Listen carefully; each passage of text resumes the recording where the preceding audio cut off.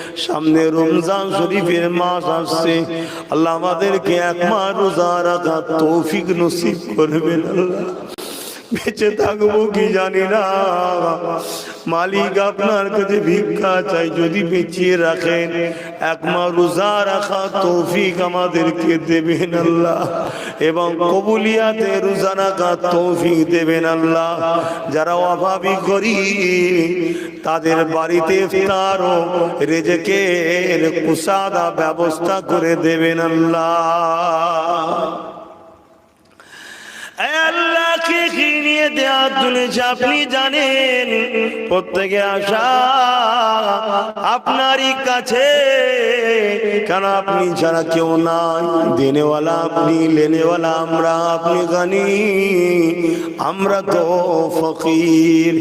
আমি গুনাহগার, এতগুলো মানুষকে নিয়ে আজ এই লাইলাতুল বারাতের রাতে হাত তুলেছি আল্লাহ, আপনি আমার স্বপ্ন নলে সেটিকে কবুল করে।